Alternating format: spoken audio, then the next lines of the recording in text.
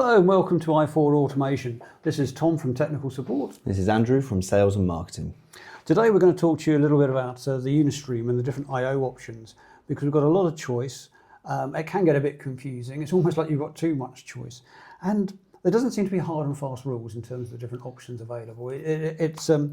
So we'll look at the first Unistream PLC that came out, or even if we go back even further than that, Unitronics are known for having a PLC and HMI. So the programming environment combines the PLC and HMI. It makes it very simple and easy. You're too young to remember the good old days when you'd have to have a different software, a different package for programming the HMI. You'd have to get the two to talk to each other, and it would just add time and effort in terms of a project. Yeah. So Unitronics were quite revolutionary in 1989. They came out with a PLC which combined that. So we had the I/O built-in and expansion. We had CAN bus on there. Some nice comms modules, but a very simple text screen in this case. And it seems to be a trend that Unitronics have followed, always innovating and moving things forward in that way. Yeah. They don't rest on their laurels. No, for sure. So the first Unistream product we had, that you discussed, cover that. Well, it's the USP, the modular system. So these come in 7-inch, 10-inch or 15.6-inch screens. And the unit itself, the PLC and HMI, does not come with a processor unit or any I/O in it natively. So what we can do is add a CPU to the PLC to run all of the ladder logic and bits and pieces in the actual PLC program. And it's effectively got a DIN rail on the back of the HMI itself. And then we can get a CPU unit. That just snaps onto the back of the unit there. And now we have a working PLC, but without any I/O modules. What we can then do is add further to this modules like this. This is an 8-in, 8-out transistor module. We've got analog inputs, temperature inputs, all of this kind of stuff that can be added. It's even got a 16-in and 16-out, haven't we? And we've got some clever ones with analogs and digital all combined in together. Yeah, so exactly. There's quite a few options there. So what we can do is just add these. These just slide onto the side of the unit, slide over the little tab there, and now we have... The tab to the electrical connector, isn't it? Yes. That makes the bus, connects the bus. Exactly, and just connects it, a nice solid connection there between the CPU and the I/O. And now we have all of the I/O modules that we can have on this unit. This one allows for 3 extra I/O units to be added onto the back of it. If you're looking at the 10-inch unit or the 15.6-inch unit, it allows you to have 5 extra modules on the back of the PLC HMI. These units that we've got here, these count as 1 unit of I/O, so you can have 5 of these on the back of the larger unit, 3 on the smaller unit. But then the more advanced units you were talking about, the wide units, they actually count as 1.5 units on there. So obviously you need to make the calculation there as to how much I/O you can add onto the PLC itself. So the Unistream PLCs, you can have up to 2,048 I/O points on these systems, and obviously you may have noticed you're not going to be able to fit enough I/O on the back of the screen. It's a lot of cables, isn't it? Yeah, exactly. So what you can actually do is use an expansion module to expand from here and DIN rail mount further any I/O. So you can do that directly from the CPU, or you can build up some I/O on the back of the HMI PLC and then expand further with the DIN rail. Combination, can't you, so you can distribute it. I think one of the other things that's worth mentioning on there, you've got several ports and expansion, so you've got things built in with this model. Yeah, for sure. So you've got 2 Ethernet ports. These work as a switch on there, so you can daisy chain units together and build up your network using this PLC. You've also got USB programming on here, micro SD, and USB host ports, so you can actually store data to the USB on there, as well as the SD card. And these units allow you to play video, allow you to play audio directly out of the unit. They've got a speaker built in, but they've also got a 3.5mm audio output on there as well. Yeah, the speaker's big enough in there to really annoy your colleagues in the office, but not to be able to hear in any factory environment, but particularly when it's in an IP65 enclosure. Exactly, but that's what gives you the option there to output that to a big old speaker system. You could have a big stack there that you can really annoy some of the neighbours. Okay, so we'll cover that as a base unit, and the other base units we've got. Yep. So more recently we've come out with a Unistream product with the I/O built in. So I don't know if you can see that. We've got the inputs at the top there, and we've got the outputs at the bottom. Yeah. And again, there's about 8, it might be more than that, different variants that have I/O built in. So it reduces the cost. The less bits of plastic you have, the lower cost the product is, the hardware is. So you've got the same screen as we were looking at before, same options rather. You've got 5-inch, 7-inch, 10, 15-inch screens. You've got less comms modules on here because it's a more compact module. There's not room for more. Yeah. And then here you can add some comms modules. So if you need to add some 485 or some additional comms, you can add it on the right-hand side. Nice compact unit. As I say, you've got the I/O built in, same programming environment. We're going to cover the expansion in a minute, so I'm just going to pop that there. Yeah, but that's expandable in the same way as the modular system. Yeah. And we've also got the brick PLC, the virtual HMI PLC, so named because there is no HMI built into it. A bit more of a standard form factor for a PLC. Yeah, I think people are used to having their PLCs and their HMIs differently because the way the product's evolved for most people, unlike Unitronics. Yeah, exactly. And the way this works is effectively it's got a virtual HMI, so you still program a HMI when you're programming the PLC, but you then connect to that PLC HMI using VNC connection. So you can use one of our standard light panels to be able to connect to it. So it's a touchscreen only panel, but then you've also could just use a laptop to connect to it that's got a VNC client attached to it. And this has got VNC client and VNC server built into each one of these Unistream PLCs. But this goes back to having 2 Ethernet ports on the side. You've got a USB host in there, you've got SD cards. Some of these have I/O built in, the same configurations as you've got with the unit with the touchscreen as well. Yeah, so there's about 8 different modules there. Some are the same size. So this one is what we call a B1. It has no I/O. And the same physical size you can get, I think it's a TR22. So that gives you 22 I/O and it's physically no bigger. So that's worth noting. Exactly. And you can add comms modules onto the left-hand side of the PLC. But you can also use the same I/O that we used with the modular system, and that can just snap directly into the side of the PLC.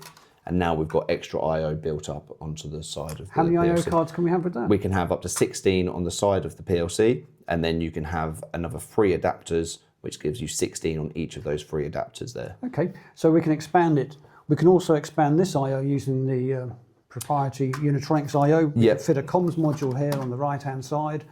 Nice little small compact unit, not much bigger than a cigarette, than a matchbox. Yeah. That goes onto there, and the same rules apply in terms of adding the I/O. Exactly. So you can have up to 3 cables, each with 16 I/O modules Yeah, exactly. per unit. And the first one we looked at. The first one is the same thing. You can just add an expansion onto the side of the unit, much the same as you would with the USC brick PLC system, and then that just gives you a cable up to 30 meters that you can then DIN rail mount the I/O if you want to. And again, I'd emphasize it's worth contacting us and just checking what you want, because we've got powered expansions, we've got long expansions. Some of the cables I think are 30 meters long. Yeah. So there are some rules to obey regarding that, and sometimes you won't need a powered. So you can keep the cost down if it's all going to be in the same local panel. Yeah. If you're going to truly distribute it, then you're going to need some powered, for the cable. Exactly. And within the Unilogic programming environment, you've also got the option there to add the I/O in there and make up your configuration in there. And it's really good at giving you warnings if you've used too many of a certain module. So if you use a lot of analog and you're really heavy on the bus, it will tell you need a powered expansion. Exactly, yeah. It will tell you straight away if you've got a bit of an issue with your connection. CAN bus already built into these units, everything like that. Or sorry, with the modular system, you've got CAN bus built into them. You've got serial ports built into them. Okay, so that's got CAN bus. This one you'd have to have CAN bus on the left-hand side. This one you'd have to have CAN bus on the back there, so you could do that. So you've got CAN bus I/O. So CAN bus I/O, we've got the Unitronics version here. So this is part of the Vision range. So we've got a CAN bus header. So you can add I/O, and then you can add the modules like so. Yep, and this is just the standard Vision I/O modules. As soon as you add in one of these CAN bus expansion modules, the EXRC1, you can then just use the ribbon mounted cable there to just connect all of these units together, and you use the Vision I/O to build up your system. You can have up to 8 modules. 8 modules. 8 I/O modules. Nice little trick. You can put a little bit of programming software in there, so you can do some nice things if you lose comms, or when you first power up, if you want to do something on that. You can configure that. So you can add CAN bus, right? You can also add CAN bus with what we like to call our Ethernet I/O by having a CAN bus header. But you can also have Ethernet. Now that works over Ethernet IP. No, that works over Modbus TCP. Modbus TCP. So you can have an EtherCat module on there, which EtherCat is supported with all of the Unistream range, with the brick PLC and with the larger 15.6 inch screen with the built-in I/O. So you can add EtherCat on there, which allows you to use this Slice I/O module if you use an EtherCat header, but you can also have a CAN bus header on there. You noticed I got told off then, it's Slice I/O, it's not Slice I/O. Well, it was Ethernet I/O, and then they've added these extra headers in there. So move the goalpost. Exactly. So you can have Modbus RTU on there, CAN bus, EtherCat, Modbus TCP, and there's 2 different flavors of Modbus TCP on there. This one is the standard unit, which allows 63 of these Slice I-O modules to be added. But you've also got a cut down version, the TCP2, which allows only 6 of these modules. So it's more cost effective.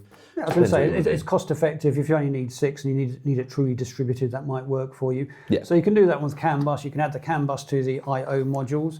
So let's have a look. Let's just move those out of shot. So we've got the 3 different types of PLC. Yep. And we can expand it. We've got the I/O built in, just to review, or you can add CAN bus, and you've got 2 options with CAN bus. You've also got Ethernet, or Modbus over RTU. Yep. So you can add your I/O onto that. Right, there is another way. Yes, of course. That's the thing with Unitronics. There's just so many ways of doing it. It really people is. say to me, "Well, how much I/O can I have? You know, how can I do it?" There is just so much choice. These are beautiful bits of kit, though. These are. They're actually they feel nice to touch. It's a kind of strange thing to say, but they feel like they're engineered and they're made quite purposefully. Now, this, if you're not aware of it, is I/O Link. Yeah. So I/O Link works on Ethernet IP, which Yes. is what I said wrongly earlier, and you can add I/O. So how many of these modules can you have? You can have 8 of these masters per PLC, and then each one of these can have obviously 8 hubs attached to them, and then you can have 16 I/O points per hub.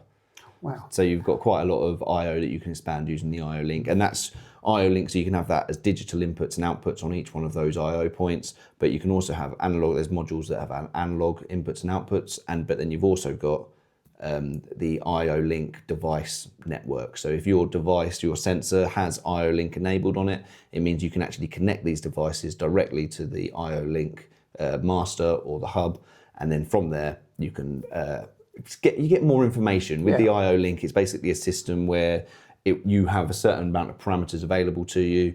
You configure it inside the programming software, what parameters you want to be able to see, what parameters you want to be able to use in your program. And then that's all kind of done for you in the background. And then you've just basically got, not if it's for example, it's a proximity sensor, you've got information not only as to whether it can see something or not, if it's got something within that distance, but also the status of the device. You've got information about temperature on some of them, all of this kind of Hours operation. run, that sort of thing. Exactly, yeah. And it's also interesting because I was really surprised at a number of the sensor manufacturers, Sensor Part, who we work closely with, that is included as standard. It's not like a cost up option. No. There's a lot of information. Yes, you've got to give the sensor an address. Yeah. But that is pretty straightforward. That's pretty quick and easy to do. Yeah. So if you're using I/O Link, can you still use the CAN bus and the Ethernet I/O? 100%, yep. So this, to get a bit technical on it, this actually runs, the Ethernet IP connection runs from the CPU on the back of the PLC. If you're using Modbus TCP, it's actually using the connection for the PLC and HMI. So it's kind of separate in that way, sharing out the resources available to you in the PLC. So you've got a lot of things available, and obviously, like we say, I/O Link runs on Ethernet IP, so it's just standard Ethernet IP rules apply. You've got a high IP rating on these modules as well. Really good screw connections on them. They're fantastic. They really are just amazing bits of kit. Okay, so there you are. We've given you several choices. It's quite a big step, I think, between the I/O Link and the earlier products. And now we've got the PLCs with the built-in I/O and the DIN rail mounted. Lots of choice there. Give us a call, talk to us, and we'll configure something to you and give you some prices and some ideas. Yep. Like and subscribe, and we'll speak to you soon, I'm sure.